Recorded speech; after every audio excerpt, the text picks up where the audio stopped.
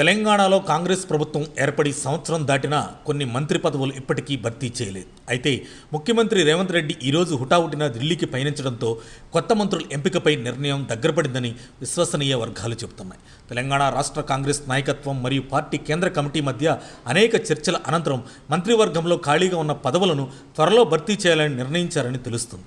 ఈ నేపథ్యంలో కొత్తగా 6 నాయకులకు కేబినెట్లో చోటు కల్పించనున్నట్లు సమాచారం. భారత రాజ్యాంగం ప్రకారం ఏ రాష్ట్రంలోనైనా అసెంబ్లీ మొత్తం సభ్యుల సంఖ్యలో 15% కంటే ఎక్కువ మంది మంత్రులుగా ఉండకూడదు. ఈ లెక్కన తెలంగాణ కేబినెట్లో గరిష్టంగా 18 మంది మంత్రులు ఉండవచ్చు. ప్రస్తుతం 12 మంది మాత్రమే మంత్రులుగా ఉన్నారు. దీంతో మరో 6 మంత్రి పదవులు ఖాళీగా ఉన్నాయి.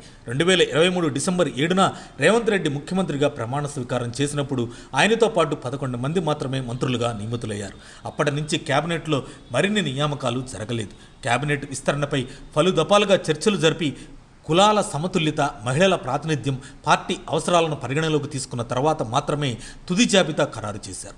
తాజా సమాచారం ప్రకారం 6 మంత్రి పదవుల కోసం 8 మంది నేతల పేర్లు పరిశీలనలో ఉన్నాయి. వారిలో కోమటిరెడ్డి రాజగోపాల్ రెడ్డి, సుదర్శన్ రెడ్డి, ప్రేమ్ సాగర్ రావు, విజయశాంతి, వాకిటి శ్రీహరి, గడ్డం వివేక్, అద్దంకి దయాకర్, అమీర్ అలీ ఖాన్.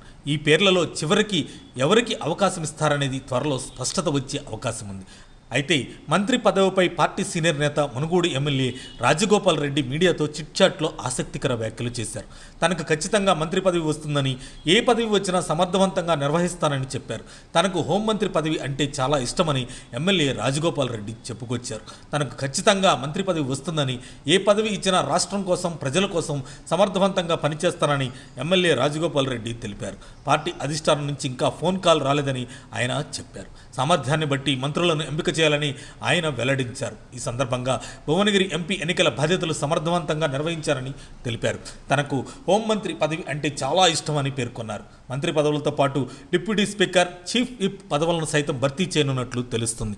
కాంగ్రెస్ పార్టీ అధిష్టానం, ముఖ్యమంత్రి రేవంత్ రెడ్డి మధ్య జరుగుతున్న చర్చల అనంతరం అధికారికంగా కొత్త మంత్రుల పేర్లు ప్రకటించనున్నారు. దీనికి సంబంధించిన ప్రకటన మరికొన్ని రోజుల్లో వెలువడే అవకాశం ఉంది. మంత్రులు నియామకం పూర్తయితే తెలంగాణలో పరిపాలన మరింత సమర్థవంతంగా కొనసాగుతుంది. మరిన్ని అప్డేట్స్ కోసం మా కాయ్ టీవీని సబ్స్క్రైబ్ చేసుకోండి. మా వీడియో కనుక మీకు నచ్చినట్లయితే లైక్ చేయండి, షేర్ చేయండి. మీ విలువైన అభిప్రాయాలను కామెంట్ బాక్స్లో తెలియజేయండి.